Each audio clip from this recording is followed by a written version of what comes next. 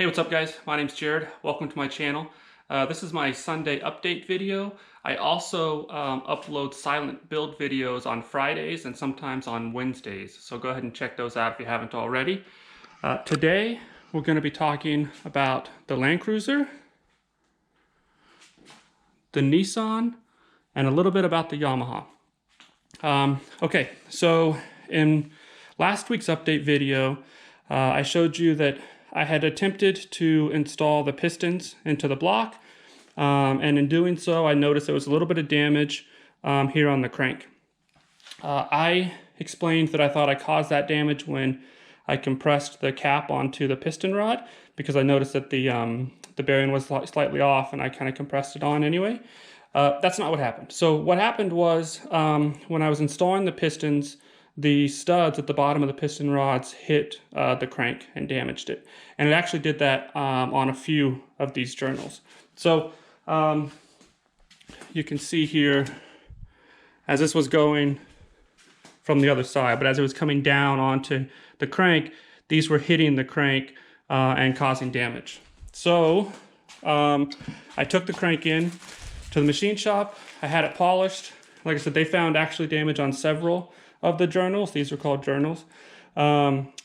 So it was a good thing I took it in there rather than just trying to polish this one by myself, because other ones were damaged as well. They also gave me these guides that they use. They said they put these over the studs, and it helps guide the rod onto the crank, as well as protecting the crank. Hey, look who it is. Walter. What's up, buddy? Good timing as always. This is my dog Walter, for those of you that don't know. He shows up in a lot of the videos. Hey, buddy. But so anyway, basically I'm back on track. I'm back where I was a week ago on the Land Cruiser engine. They were able to polish the crank within a day. It was like 35 bucks to have it polished. I did have to buy new bearings. Not a different size, so the same size bearings as last time, but I damaged this one for sure. The others looked okay, so I think the nicks were smaller, but this nick was pretty big and it cut a big groove into that bearing. So I definitely had to replace the bearings, but I got it back to this stage. I'll be putting the pistons back in it soon, and I should pretty much definitely have a build video out by next Friday for the Land Cruiser. So that's really good news. The other good news is the Nissan. So if you saw my last build video, you would have seen that I finally got the engine back into the truck. And what I had to do was remove the differential. That's the front differential right there. So I had to take it out because the oil pan is not the correct oil pan. This seems to be an oil pan for two-wheel drive. So basically, to make it work for now until I can find the correct oil pan, which I may have already found one. I've ordered one that I hope is going to work, but I won't know for sure until it gets here. But until then, I just pulled that differential out. I still have to take these axles out before I can drive it. And then I have to put this crossbar back in. But at least now, I was able to get the engine in. And the good news is it runs now. So I was able to keep moving forward there. You see it's running nice now.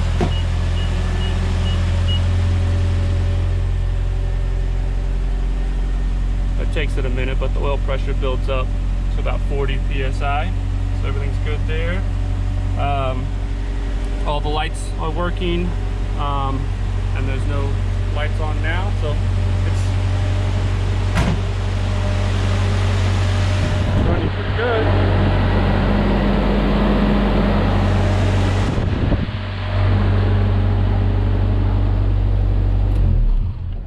So I'm very happy with that. That means this thing will finally move very soon.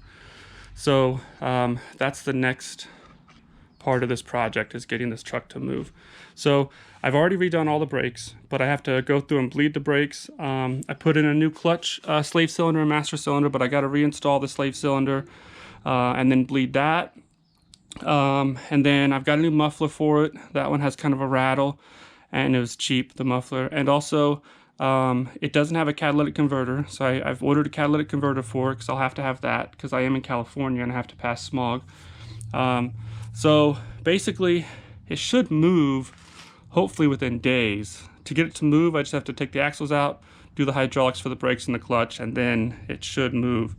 And then of course, once I get the catalytic converter in there, then I can have it smogged and register it. The other thing that I just did is I finally got a piece of tempered glass made to replace this. I kind of went back and forth on what I was going to do here.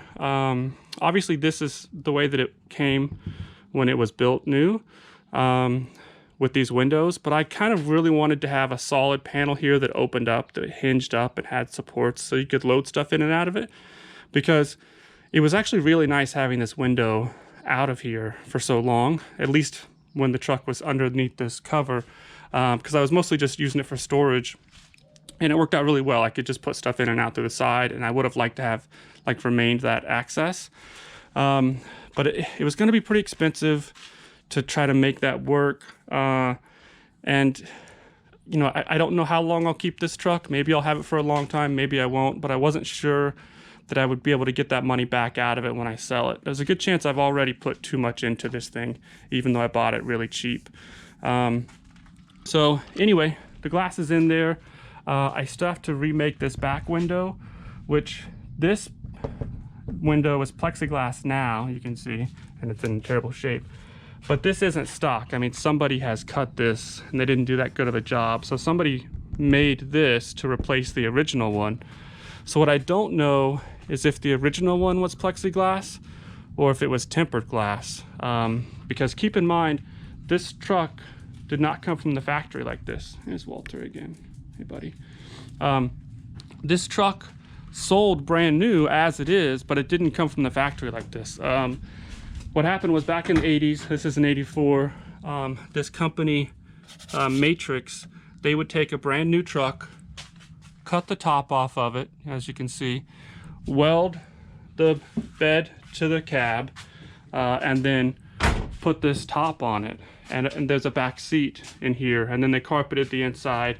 And so essentially they made an SUV, a Nissan SUV, before Nissan actually sold SUVs. So this is one of the very first, you know, SUVs that was ever sold, definitely by Nissan. So anyway, it is possible that this was plexiglass all along, but maybe it was tempered glass, and tempered glass would be so much nicer because it won't scratch like this. So anyway, I'm gonna go back to the place that made this for me, this tempered piece, and see if they think they can make that out of tempered glass and if it'd be safe. My concern is that this thing is kind of heavy here at the bottom, and I'm afraid that it would just break the glass, and maybe that's why it's always been plexiglass, or maybe that's why it broke the first time and they had to remake it out of plexiglass. But regardless, so that's pretty much it for the Nissan. Should be moving soon. We'll quickly touch on the Yamaha. So for those of you who don't know, I have a 72 Yamaha DT 250. I'm still basically soaking everything in Evapo-Rust. You can see right here the line that hasn't been soaked yet versus everything that has. The Evapo-Rust stuff works really well. I even have the original chain in here, which was an awful shape, but it's actually coming out really well. I also got the new tires and tubes in. So those are here. These are some of the parts that have already been pretty much cleaned. These fenders, that's pretty much how they're gonna be. Things like this, I'm gonna treat this with some rust reformer on the metal. So it'll actually come out a little bit darker and it'll hopefully keep it from rusting again. And then I have started spraying some of the parts like this. I've sprayed it with a clear coat. And I have a satin clear coat on order that I'm going to use, so it's not too shiny, but that'll help keep it from rusting anymore. But the next video on the Yamaha is going to be taking that engine apart and cleaning it and putting it back together. I got all new engine seals for that. But basically, the main thing that I'm waiting on for the Yamaha are all the little rubber grommets to put everything back onto the frame. So I went through this website that specializes in rubber parts for that motorcycle, and I ordered basically every single rubber grommet and seal that they sold, almost $500 worth of rubber. And so far only 2 of them shipped, and a bunch of them are on back order. So I don't know how many of those I'm going to actually get, but hopefully I'll get at least most of what I ordered, if not everything. But so basically that's about it. That's the Yamaha, that's the Land Cruiser, and that's the Nissan. Making good progress on all of them. The Honda is still here in the garage because I drive it all the time. It's been a little bit cooler lately, so I've been able to drive it more. I'm getting close to the 1,000-mile mark, and the parts that I ordered should be here soon, as far as all the other gaskets and stuff that I need.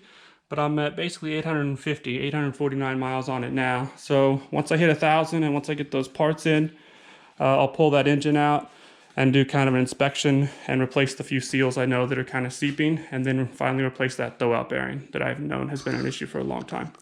But okay, so that's it for this week, guys. Thanks for watching, and if you haven't already, please consider subscribing. Thanks, bye.